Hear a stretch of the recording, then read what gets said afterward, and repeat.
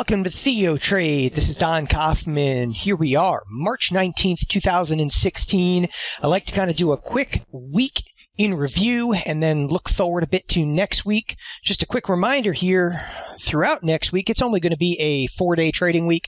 We are looking at March 25th being Good Friday. Markets are going to be closed, which brings me directly to the SPX. And you can see there's a 4-day expiration and a 5-day expiration. That is, we're going to have a Wednesday and Thursday expiration next week in weeklies. That's right. The SPX now has a Wednesday expiration.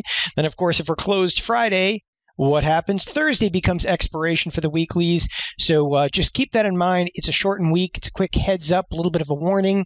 This past week, going to make it simple in terms of the weekly review. The rally, it continues. I mean, now we're from what? 1800 okay, to 2050 nonstop. But that's not going to be the focal point of this weekend's kind of update and session over here. Nope. I was kind of doing a scan on Friday, and I do scans quite typically on thinkorswim. Pretty much every day I'm running some type of scan, and I picked up on something I think you guys are really going to enjoy here. So let me jump right over to the scanner.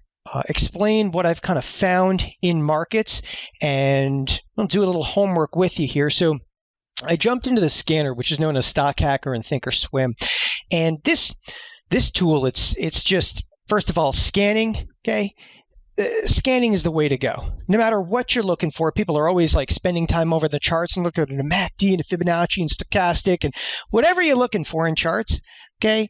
Statistical doesn't necessarily matter. It could be some technical study. You can build scans for it. I mean, the thing about a chart, like what can you do? You can look at one chart.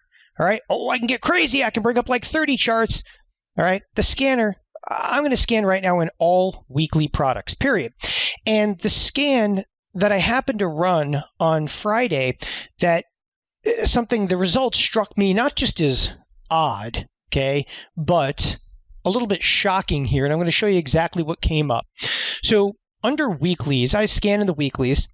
I built a scan near highs. So this is near highs. You could do near highs, near lows. There's all kinds of scans you could do. But here's the actual scan I ran. So the current price is within 2% of the 252 period high. So this is a 1-year high. I'm within 2% of a 1-year high. The next thing on the scan over here is price change is at least 3% greater than 10 bars ago. So all I'm doing is looking for stocks that are just bursting to the upside over here. I wanted to know, is anything really close to its yearly high? And has it had like a wild 10 days of trading to the upside, at least 3% greater? Now, anybody can build these particular scans over here. By the way, we share all the scans on TheoTrade. In fact, we even built an area for the members, so you could just grab the links and share any of these scans, any technical studies we've built. They're all there for you. My watch list, my entire chart setup. Okay, there is no sacred cow here at TheoTrade. What came up in the scan that struck me as unusual? Well, I actually keep yield up here. And for those of you that are not aware, yield is dividend. And when it started striking me as unusual is this is not the usual suspects that are coming up.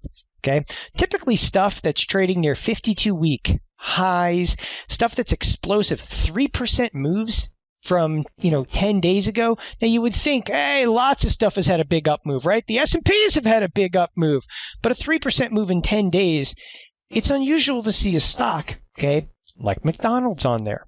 It's unusual to see a stock like Coke on there. Philip Morris hasn't moved, okay, since, we've been children. This stock has not moved. Verizon, okay, and then I looked over at yield, which again is dividend.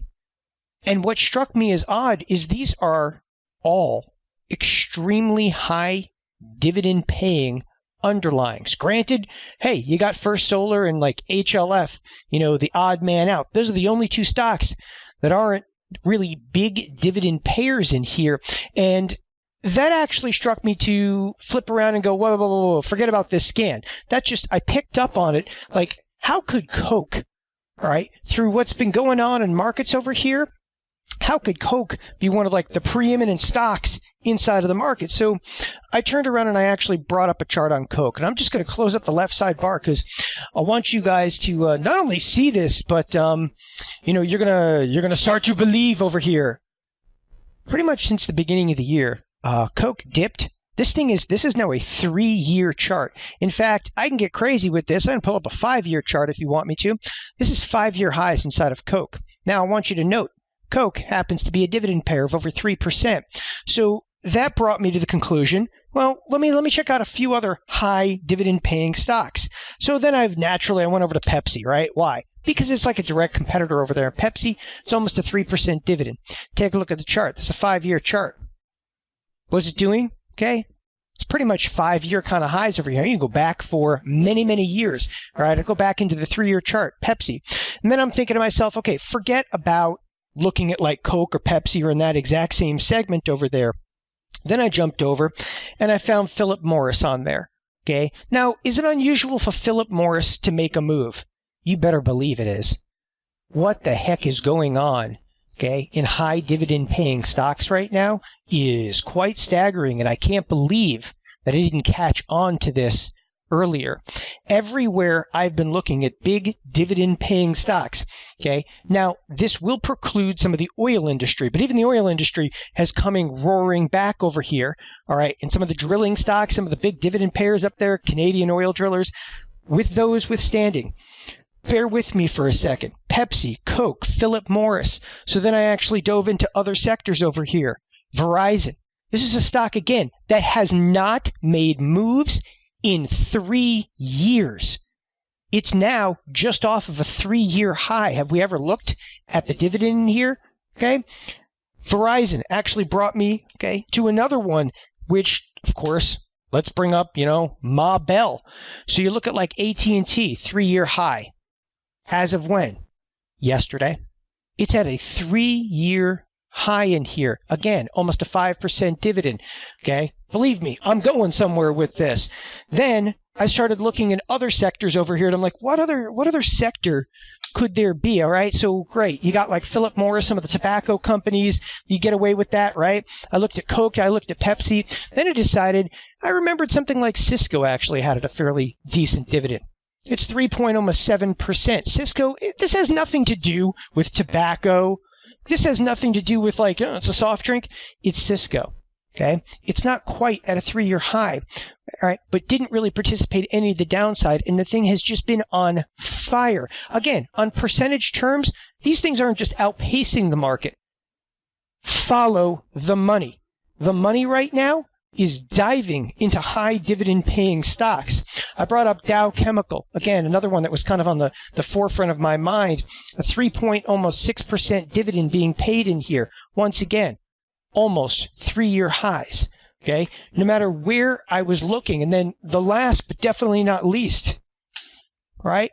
Technology, Intel. Okay. Intel, not necessarily at a 3-year high, but having, again, stellar upside, over a 3% dividend. So I went through, okay, and then I changed up my scan completely inside of thinkorswim over here. I went and I added a stock filter, and I came down and scanned simply by yield. And what I found in here, again, is quite amazing in respect to the number of stocks, all right, number one, that were paying 3% dividends. Number two, how many of these stocks, so I can actually sort by yield, how many of these stocks were at multiple year highs that are in different segments of the marketplace. I say to you, follow the money. Okay, what does that ultimately mean? So let's go back to something like Coke, which legitimately hasn't made any decent market moves, again, in years. Why is capital right now going in here? And moreover, let's look back at like a 3-year daily. It's happening relatively quickly. 2 reasons kind of come to mind. Number one, okay, this kind of capital to move these stocks is extreme. Okay, so we're getting big money. This is like tactical asset allocation 101. That's why I'm shocked that I didn't pick up on it a little bit earlier. This is the kind of stuff that I would look for. When I say tactical asset allocation, you get a lot of large mutual funds, okay, that they cannot just go to cash. If a mutual fund says that we're going to invest 95% of capital, they can't just all of a sudden do a dash for cash. They have to keep 95% of their capital invested. So what are they doing? Fund managers are actually rotating to dividend-paying stocks. Again, two primary reasons I can think of that. Number one, the dividend-paying stocks, well, clearly they're paying a dividend. However, it's a defensive play. Whichever way you want to look at this, it is, okay, unequivocally a defensive play. Defensive play, though, against what? Number one, market selling off. So they're very quietly the entire time the market's getting crushed, okay? And that was back in what? January, February. This stock is rallying, along with Pepsi, along with Philip Morris, along with Verizon. Again, Verizon is one of the heavier dividend payers, and this is a stock that it just has not made moves, okay, at all. Like, look at Verizon over the last, and this is a 3-year daily, it hasn't done anything. When the entire market's panicking, Verizon's actually exploding to the upside. So it's tactical asset allocation. Big money managers, they have not stopped. Even though the S&Ps are rallying, they have not stopped forcing capital into dividend-paying stocks.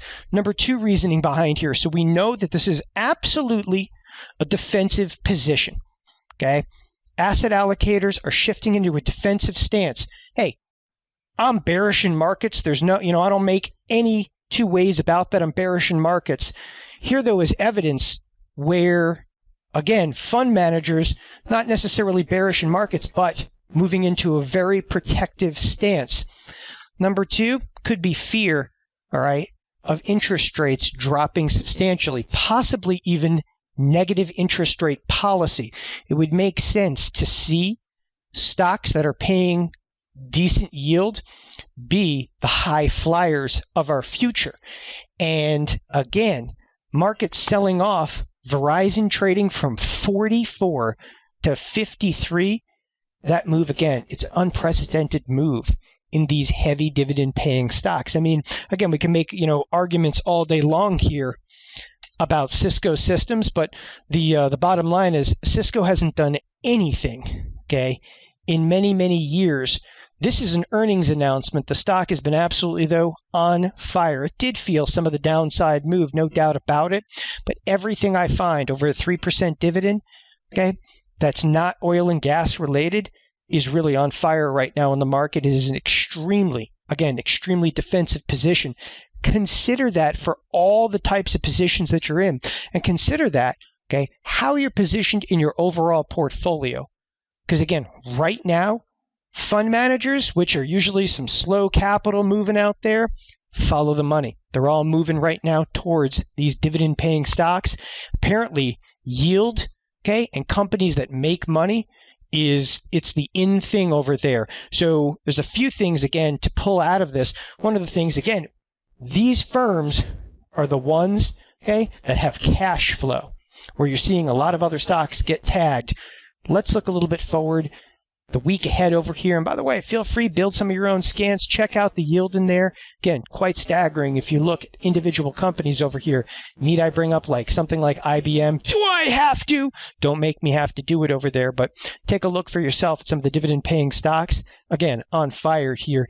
And this is all pretty much since the beginning of the year. But when you start to look at stuff at 3-year highs in the marketplace that we've been in, and they're all dividend payers, tells you, get defensive. And you better do it right now. All right, looking at the week ahead. So one of the things I like to do over the weekend, just quickly look at the calendar, some of the events ahead. So we do have, okay, a bit of news, and this is absolutely a news-driven, what I call catalyst-driven marketplace. So taking a look, again, the petroleum report, the oil report, which has moved markets, is coming out. That is bright and early, 7:30. I'm on Pacific time. It's 9:30 Central time. New home sales also due out this week. Okay, some retail sales number. Durable goods, there's actually quite a bit coming on Thursday. Just be aware of that. However, the SPX, the volatility, rock bottom low. We're actually looking between now and Wednesday at 11.3% volatility. That's only a $21 expected move. Okay, the five-day options in here, $24. No way, no how am I actually selling the weeklies out there. I'll say it again. No way, no how am I selling the weeklies for the 4 or 5 day expiration. Why? What are you going to do? It's a 12 volatility. It's not like volatility is going to go down. We're pretty much rock bottom volatility. So if you sell options in the next, you wake up on Monday morning, decide to sell options, really the way I look at it, the only place volatility could go is up. And if you're an option seller, that is going to be in your face. Again, the theme this week, follow the money. Let's watch a couple of these stocks like a hawk. Pepsi, Coke, all right, Philip Morris, Verizon, Las Vegas Sands, Ma Bell, that's AT&T, Cisco, Dow Chemical, all right, Intel. Got one last one that I want to show you, big dividend payer over here. This is an underlying that has just been getting crushed. All right, think about this and leave you with one final thought, because again, many of these stocks really kind of caught me off guard. I haven't looked at Potash, okay, legitimately in 2 years since the stock actually tanked. How did this thing get back on my radar screen? A stock that has done nothing but tank, but that's okay. You want to know why? It happens to have a 5.29% dividend. They'll buy anything right now with yield. Think about it. Thanks a lot, everybody, for joining us here at TheoTrade. We'll be back throughout the entire week. Enjoy your weekend.